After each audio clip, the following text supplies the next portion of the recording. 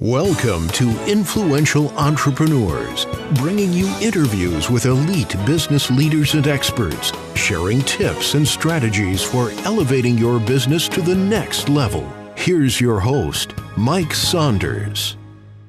Hello and welcome to this episode of Influential Entrepreneurs. This is Mike Saunders, the Authority Positioning Coach. Today we have back with us Gina Creson, who's a real estate agent and owner of Southern Grace Homes.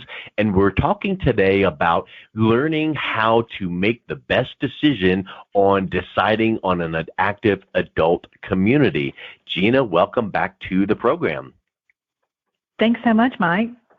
Hey, so I really want to touch base on this because we've been talking about real estate in general, and now this is a really specific area that I know that people will have a lot of questions on. So an active adult community, first of all, let's define that, and how does that compare to like what a lot of people might think of as a retirement home? Because there's some big differences there, I'm sure. Oh, absolutely. And that's a very, very good question because I so often find that the perception is way off from the reality. Active adult is truly just that, active adult. There are many, many people that move to this community while they're still working, but they want to have a lifestyle that affords them a lot of amenities and activities in their free time, and that maybe even affords them more free time. The active adult community is often going to be for that age group of 55 plus. Sometimes you find them restricted, and meaning you may not move in there unless you are that age or older. Sometimes they're age targeted, which they suggest that age range. But, you know, at 55, we still have so much life to live. I mean, I hope at 80 I have a lot of life to live. But these communities are built around giving you that opportunity. Your home it starts with the design of the home where it's a low maintenance. So therefore, you're not cleaning gutters, raking leaves, doing yard work, constant maintenance on your home. And that frees up your time. You can use that time then to take advantage of all the amenities that are in the community.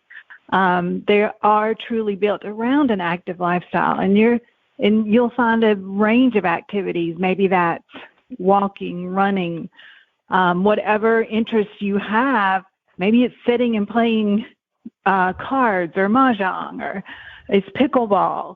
Pickleball really, took off in these communities. So. So many options. So it's like one of the things I've heard them say as a selling point, it's the cruise ship that goes nowhere. That's kind of true. That's really a neat word picture. I've never heard that before, but that sounds like it makes total sense. Like all these things to do is you're not on a cruise ship, but wow, you're like a kid in a candy store, so to speak. So, yeah, I think that's a really great distinction. Now, let's compare that to like when a lot of people think of put me in the home or the retirement home. Well, that's when you're a little bit incapacitated. You actually need help, and you need medications, and you need to have meals made for you and fed, and a lot more attention. Whereas this is more of something where I'm sure some of those services are available if needed, but this is more of kind of like birds of a feather flock together. So, hey, if I'm this age and I want to have some active fun with people my same age, this is the community to do it in.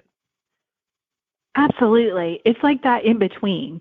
It's like the silver lining before the silver years, or, maybe the golden years. Like it is, it's that time where you can breathe, relax, let go of some of those responsibilities, meaning family, children, home, those burdens maybe, and then, really enjoy your years. And so it isn't anything where if you need care, typically they don't really want you to live there. Okay. So yeah, it's the absolute opposite of what you might think of as a care facility or anything of that nature. Or it's truly living, things like that. Independent. Yeah. Yep. Oh yeah, nothing like that. No walkers. I'm asking questions from a curious third-party perspective because I don't know these. I just find this fascinating that this is an area that you serve your clients doing. But I think of a retirement home as this big building. You walk in the front door, and here's all these room, almost like a hotel, like rooms. Every 2 feet, there's a room.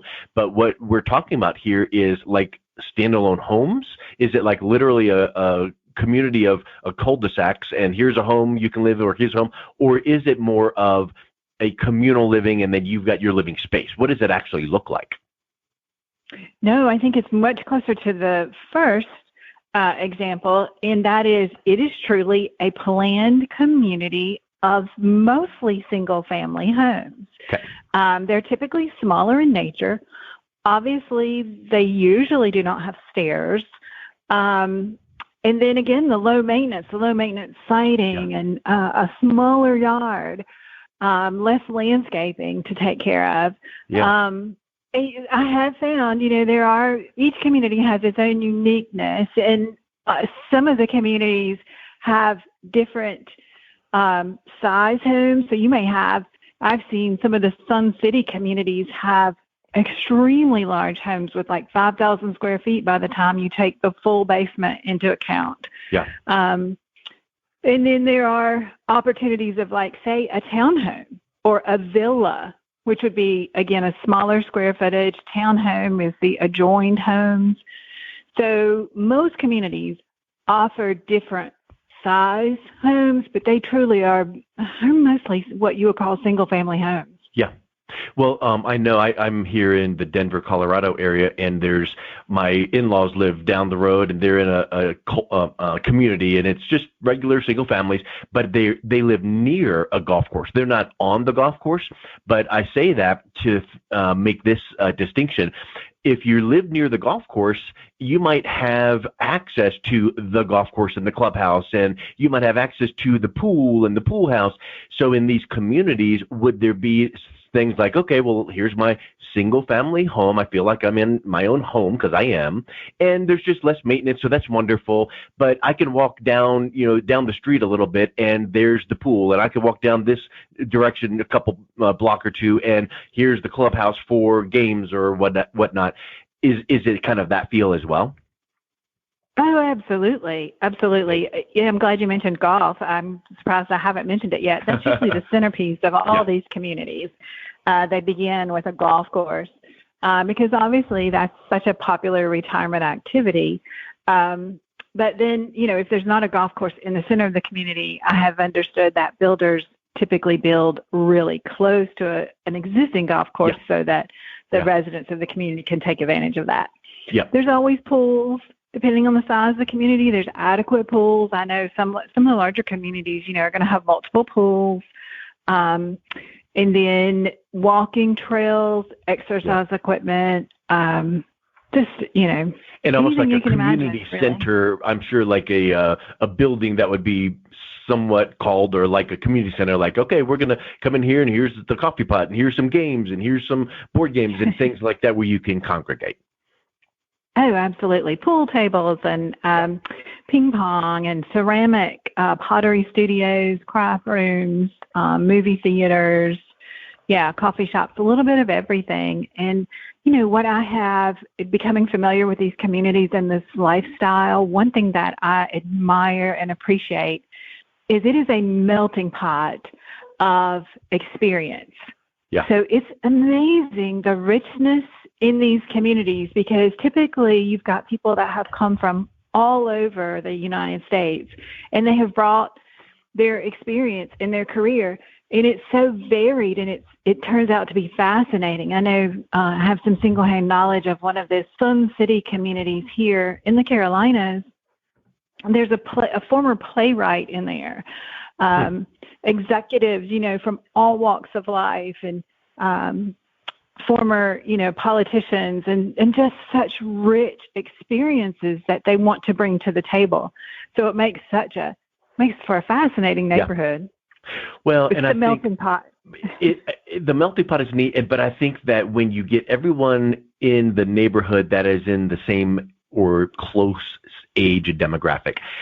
I think that does bring a uniqueness, because I know in the cul-de-sac that I live in with my family, there is someone that's expecting a baby as our next door neighbor. And then we've got some people that are in their 80s down, 3 doors down. Nothing wrong with that. But when you're talking about all of these people that are in the same stage of life, you're able to connect at that level and share some experiences. Or, if you were going to ask your neighbor to do something, they're not going to say, oh, I can't because the babysitter's coming or the baby's napping. So I feel like it really lends itself to building that community at that level. Yes, community and friendship. You make, new friends because, again, yes, they are in the same walk of life as you. They're not trying to get dinner on the table and out to soccer practice necessarily. Yep. They have the opportunity to maybe go catch a matinee. So you do have, just people that, have the same time frame and opportunities that you do. So it gives you a great opportunity to build new friendships and that new phase of move into that new phase of life. So you said 55 plus. So let's kind of talk about what I feel like would be an obvious question. At the time of this recording, I am 54. Well, in 1 year, I don't envision myself looking at going into a community like that, because it almost is like a label. Like I almost feel like I'm going to fight getting the McDonald's senior discount at 55 or AARP or whatever. So what do you do when you talk to clients that might go, when is the right time to consider this? Because maybe at 52, 53 is when you would say, well, you should consider it because at 55 you can start that. But at some point, some people are going to say, I'm not ready for that until whatever. So it kind of gets down to like your own perceptions, right? So how do you work with clients in guiding them in making that decision? Yeah, so it's absolutely true. I encounter that all the time. But really, these things sell themselves. When you see them and experience them, the Dell Web, which is a brand name that started this concept, let's say they were pioneers in the industry. They have a great program where you can stay on site. So you could go spend the night or two in one of the furnished homes, kind of like, Airbnb, if you will, but it's run by them. My kids were going through college, they would have college for a weekend. Come in for the weekend and stay in the dorm and experience life and see what you think. So it's like college for the weekend, but for the 55 plus community. That's cool. Absolutely, it is.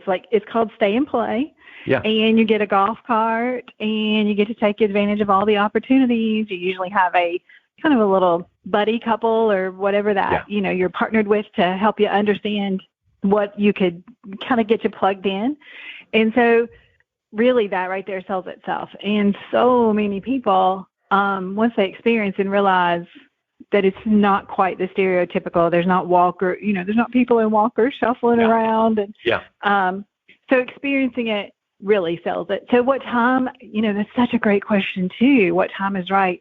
And one of the things that I've always told my clients is, if you are considering this, please don't delay, because anything can happen. We're never promised another day, no matter what age we are.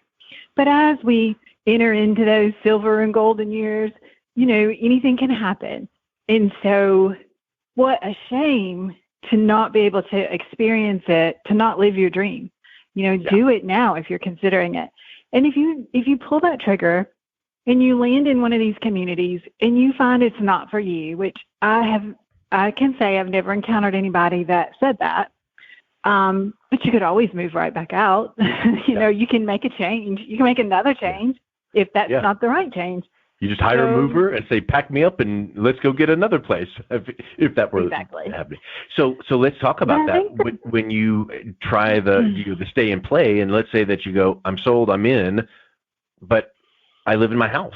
What's the process then for making that transition? Like, do you sell your current house because you have to sell one house and buy this one? It's just a regular real estate transaction, or is there more to it than that?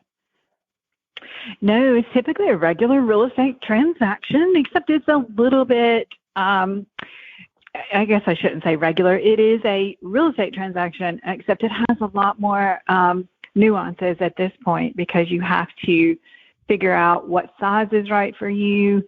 How do you work yourself into that size? How do you sell and then buy, or do you build? How does all that kind of work with your finances? So, but because I have kind of moved into this genre, I've put together a team that can help with all those unique challenges that come with this move, between helping you with your finances, a financial advisor to understand the best route for you to take. Because at this point in your life, maybe a typical traditional mortgage isn't the route that's best for your finances. Maybe there's creative things like borrowing against your pension, or there's just so many opportunities out there. And so I've been able to assemble a team to help answer all those questions. That's huge, because I would venture to say that while it is a real estate transaction, it would have those nuances, like you said. Like, for instance, you're living in a bigger house and your family, has moved out and moved on, and you've been empty nesters for several years, but maybe you don't need all that space. Or what about all of those boxes or things? How do you separate yourself from that? And not just the physical, we can now get rid of the entertainment center and whatever the case is, but even the emotional attachment to that, to feel like, oh, well, we bought that when the kids were young, and now it's, so I would venture to say that there's some life coaching almost that goes along with it, that you're able to guide your clients along with your team. Absolutely. It is an emotional move. Again, I said it's got its own unique set of circumstances this time. And one of those aspects is the emotional aspect. And I've walked through it with so many people that I understand it, and I'm patient enough and can help you, think through those challenges. And if we're stuck, again, part of that team, I can bring in a life coach or someone who can just help you kind of nudge along and get you to where you want to go. But it is, again, complicated, but certainly not unsurmountable. And the reward is so worth it to be on the other side and to be living that glorious, sunny, freeing lifestyle. Yeah. We mentioned so many of the benefits, and you said you've never seen anyone that tried it and then said, I'm out, and this is bad. So it hasn't gotten to that point. But are there some, I guess, quote unquote, disadvantages? Are there some things that people would go, well, I really don't like this, or this is different, or this is not what I expected? It's not enough to move out, but what are some things that people could be prepared for to expect from maybe a disadvantaged side? Oh, my. Well, you have to be prepared to have some free time on your hands, because you're going to have some free time. So you have to be open to new experiences that can be challenging sometimes. You have to be open to making new friends. For some people, that comes really naturally, and some people, that's a little bit of a challenge. Yeah. Right? If you've relocated across the country, if you've completely changed your locale to one of these communities, sometimes the climate change is an adjustment, things like that. But I rarely see any negative. What about rules? Like, I'm thinking an HOA would say, oh, well, you have to ask before this or that. Do these communities have specific rules that are, strict, that people rail against? Or is it just typical, treat your neighbors the right way and don't paint your house, pink without permission? No, I guess I would lean toward the HOA for sure. That's what, maintains the status quo of the community. And you are right. There are people who, don't like that. So that could be a challenge. I guess. But that's not a surprise. They would know that going in. So it's not like they spring it on you. If you're looking at a community, they're going to tell you, here's the guidelines that we abide by. And so it's not a surprise. Right. Absolutely. And I'll go over all that. I want to make sure that you make this choice eyes wide open, because while I'm happy to help you move right back out, I don't want you to. I do this because I want you to make the right choice for you. So it's my goal to always give you as much information as I can to make sure that you make the right decision for you. And so think about a client that has moved into one of these active adult communities. What have you heard back from them? Like, oh, my word, I hesitated, but wow, I'm so glad I did, because what are some of the things you're hearing back that they're thrilled with? Oh, absolutely. Like, why didn't I do this sooner? You know, what? I don't know why I was so hesitant to do this. They love the ability to, again, play golf on a Tuesday afternoon. You know, and that's male, female. I have a lot of female clients who never had really even taken up golf, but they do in retirement, and they love it. And, you know, just all the new friendships that they make, enjoying the area. Of course, I'm located in the Carolinas, and both of these states are just rich with opportunities, breweries and wineries and national and state parks, and water activities, lakes and rivers, and just so much. And so then they love just availing themselves of everything that's around. Yeah, so not just the community center, pool, game room, and golf course in the community, but so many things outside the community that your new friends in the community, you're like, hey, let's head down to whatever, the river, the park. Absolutely. That's really neat to think about too. You're not in a bubble, but you formulate those new friends. That's right. And, you know, whatever your enthusiasm is, like, you'll find a club for that. And especially in the larger communities, like if you love Corvettes, there's a Corvette club. Yeah. And so you can, you know, buddy up with your other Corvette owner friends and go for a ride in the Carolinas, and motorcycles, and just, you know, all range of activities and interests. Neat. Well, Gina, it's been so neat chatting with you about this. What's the best way someone, if they have thought about it, or if any of this piqued their curiosity, they might want to check out some details about an active adult community, what's the best way they can reach out and connect with you? Gosh, I can be reached. You can check out my website, for starters, which is www.southerngracehomes.net. You can always reach me on my phone at 803-322-4473. That can be via text or even an old-fashioned phone call. That's awesome. Well, thank you so much for coming on. It's a real pleasure talking with you today. Thank you, Mike. You've been listening to Influential Entrepreneurs with Mike Saunders. To learn more about the resources mentioned on today's show or listen to past episodes, visit www.influentialentrepreneursradio.com.